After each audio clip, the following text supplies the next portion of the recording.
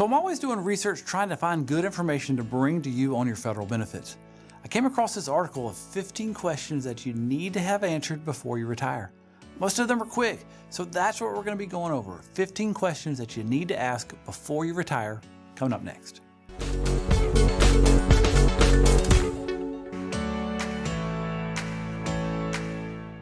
Hey, this is Mel Stubbs. I'm a financial planner at Christy Capital Management, where we're focusing on helping federal employees prepare for retirement and plan for a more successful retirement. If you need help, please click right here to get help. Another thing I want to point out is that if you need help with any of these questions, where to find the answers, if you need help with retirement at all, please go to christycapital.com. There's a lot of good information there, and if you've got $400,000 or more in your TSP and you want help, click to talk to an advisor. So the first question is, do you know when you can retire without a penalty? Make sure you understand that there is an MRA plus 10 provision that is penalized. So to be able to retire and have your MRA plus 30 years of service, or you can be 60 years old with 20 years of service, or you can be 62 with 5 years of service.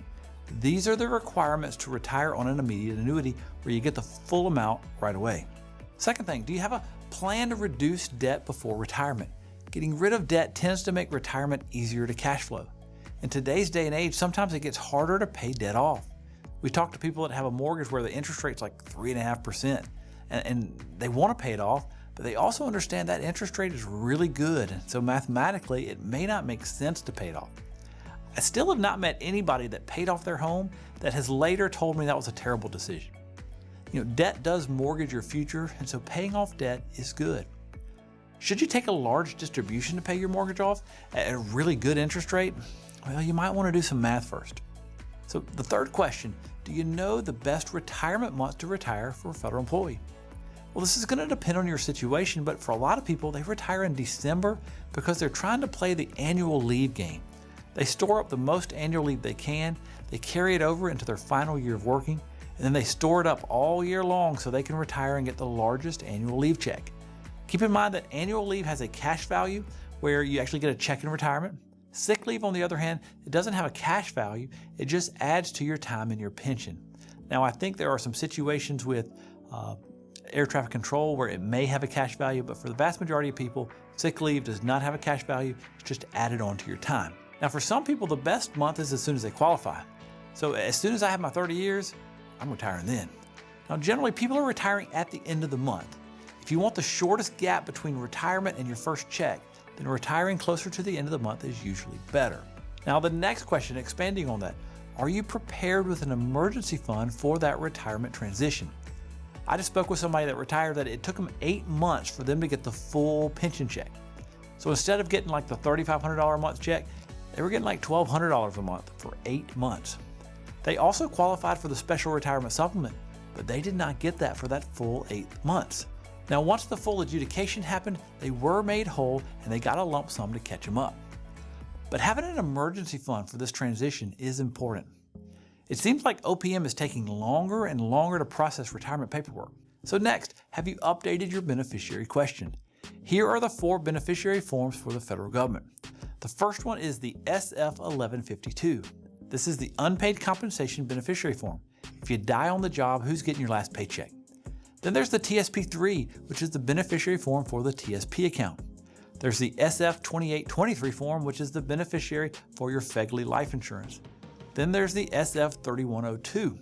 This is the form for your survivor benefit when you retire. You won't have filled this one out yet if you're still working. Now, while we're on the subject of beneficiary forms, make sure you have contingent beneficiaries filled out as well in case something happens to you and the primary at the same time.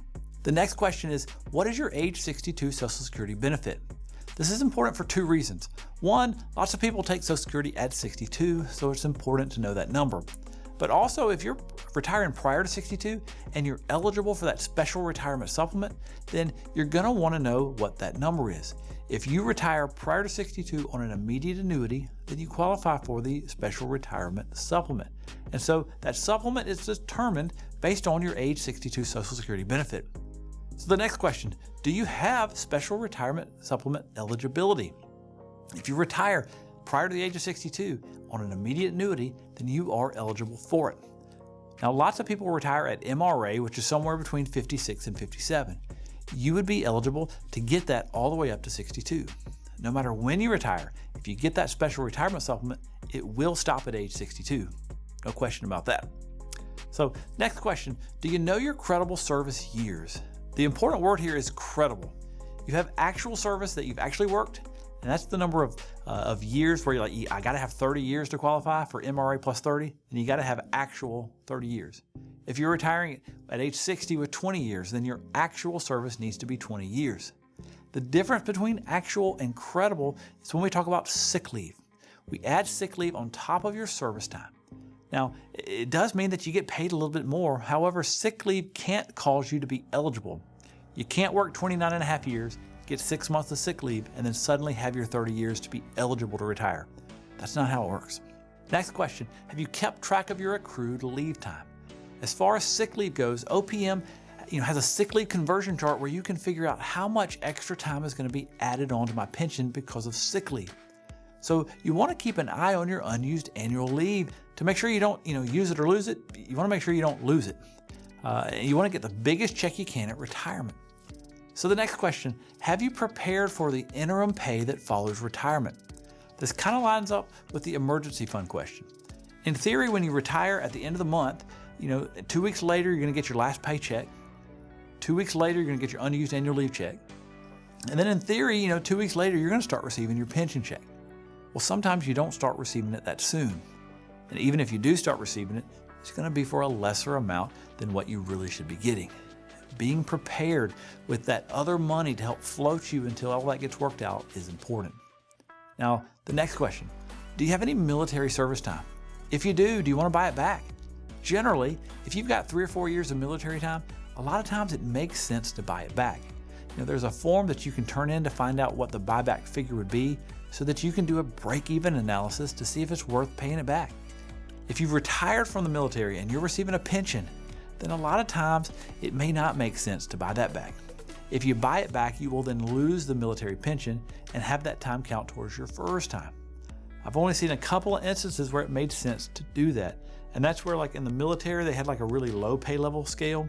And then when they went federal, maybe they were a GS-15 and they were on a super high pay scale. That's probably rare. So most of the time, buying back military time, if you've already retired, it may not make sense. Buying back 3 or 4 years of military time probably does make sense. You want to do the math on that. If you need help on things like that, that's something that we help our clients with. Next question, how is your TSP account balance distributed between the various funds? They've recently opened up more L funds with 5-year increments as opposed to the 10 years. They've also opened up the mutual fund window with a whole ton of choices. I think the question is more asking, how aggressive or conservative are you set up? And maybe I should ask, how diversified are you tax-wise? I would say how much is in traditional and how much is in Roth. Making sure that you understand who you are as a person, about how aggressive you want to be, have your TSP balance match that would be important. If you need help with how your investment should be set up, reach out to christycapital.com. Next question, do you have the right coverage with your federal employee group life insurance and long-term care planning? Generally speaking, FEGLI is quite cheap when you first start out working, and when you're a young age. But as you get older, it starts to get more and more expensive. And we've done videos all about detailing when it gets expensive enough that you may want to look at other coverage. Now, long-term care planning using the federal government long-term care insurance has been put on hold. In December of 2022, they put it on hold for 2 years where new people cannot sign up for this coverage. Both instances can be covered in the private sector by using life insurance. Lots of times people are replacing FEGLI with term life insurance. It has a set price that will never change for the life of that term. That can be an improvement over FEGLI, as FEGLI gets more expensive every 5 years. We also use life insurance to replace long-term care insurance policies. You can get a permanent life insurance policy, which means that the death benefit will be payable no matter when you die. You can die at age 95 and it'll still pay. But the death benefit also doubles as long-term care insurance. So let's say you're age 80 and you need long-term care and you qualify for it. You have the option of either spending your money and leaving the death benefit intact for your beneficiary, or you can dip into the death benefit and spend that for long-term care and leave your other money alone. So both of the issues as I view it with FEGLI is it gets so expensive all the time, and then long-term care is not even available right now. Life insurance on the outside is an option. If If you need help with this, reach out to ChristyCapital.com. Click on Talk to an Advisor. Do you understand how your unused annual leave is considered at separation? Remember, unused annual leave is a cash value and you get a check for that. They take your hourly rate at retirement and they multiply it by the number of hours of unused annual leave and you get a big fat check, hopefully. But guess what comes with a big fat check? Big fat taxes. So it's nice to get that big check, but remember they're gonna have big taxes that sure does seem penalizing. Now the last question, have you been enrolled in FEHB for at least 5 years before retirement? One of the great benefits of being a federal retiree is that you get to take your health care into retirement with you. The government pays the same 72% just like they did when you worked. They're going to pay it when you retire as well. The issue is that you have to have had it for 5 years. You have to have been enrolled in it for 5 years. If you are a spouse of another federal employee, then as long as you're on like the family plan or the single plan for 5 years, then you're covered. If you're military and you've had TRICARE, that also counts towards those 5 years. Every once in a while, we'll run into somebody where they've just recently gotten FEHB and now they realize they got to keep working to get the 5 years in. I know these are just quick answers to a broad array of questions. If you still have questions and you want help, please go to ChristyCapital.com. We have a resource page there with lots of articles and other videos. I'd encourage you to go to Facebook, like our Facebook page, subscribe to the YouTube channel, go to LinkedIn, like my page, Mel Stubbs. And if you're close to the age of 61 or 62 and you're thinking about retirement, but you're not sure if you should retire now and get the SRS supplement or should you wait and get the 10% bonus, you're gonna like this video right here. We do a side-by-side comparison to figure out which one may be better for you, so feel free to watch this video. My name is Mel Stubbs. I'll talk to you on the next video.